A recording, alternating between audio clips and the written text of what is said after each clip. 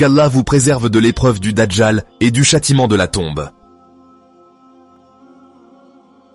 Au nom d'Allah, le tout miséricordieux, le très miséricordieux.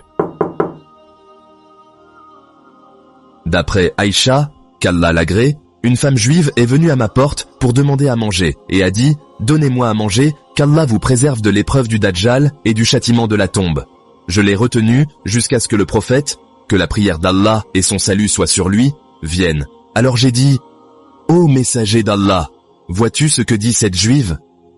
Le prophète, que la prière d'Allah et son salut soient sur lui, a dit « Que dit-elle » J'ai répondu, elle dit « Qu'Allah vous préserve de l'épreuve du Dajjal et du châtiment de la tombe. » Alors, le prophète, que la prière d'Allah et son salut soient sur lui, s'est mis debout, leva ses mains et demanda protection à Allah contre le Dajjal et contre le châtiment de la tombe. Puis, il a dit « Concernant l'épreuve du Dajjal, certes, tous les prophètes ont mis en garde leur communauté contre lui. Et je vais vous informer d'une chose par laquelle aucun prophète n'a averti sa communauté. Il est certes borgne, et certes Allah n'est pas borgne. Il est écrit entre ses deux yeux le mot « mécréant », et chaque croyant lira cela. Concernant l'épreuve de la tombe, c'est me concernant que vous serez éprouvés, et sur moi que vous serez interrogés.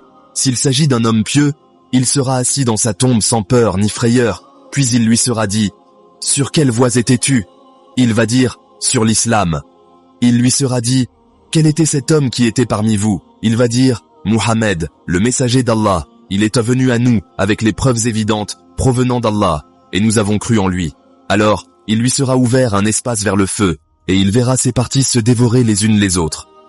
Il lui sera dit « Regarde ce dont Allah t'a protégé ». Ensuite, il lui sera ouvert un espace vers le paradis. Il regardera ses bienfaits et ce qui s'y trouve, et on lui dira « Ceci est ta place dans le paradis ». Et on lui dira également « Tu étais sur la certitude, tu es mort sur la certitude, et c'est sur elle que tu seras ressuscité si Allah le veut. Par contre, s'il s'agit d'un homme mauvais, il sera assis dans sa tombe, avec peur et frayeur, et il lui sera dit « Sur quelle voie étais-tu » Il va répondre « J'ai entendu les gens dire quelque chose, et j'ai dit la même chose qu'eux. » Alors, il lui sera ouvert un espace vers le paradis. Il va regarder ses bienfaits et ce qui s'y trouve, et il lui sera dit « Regarde ce dont Allah t'a privé. » Puis, il lui sera ouvert un espace vers le feu, il verra ses parties qui se dévorent les unes les autres, et il lui sera dit « Ceci est ta place dans le feu.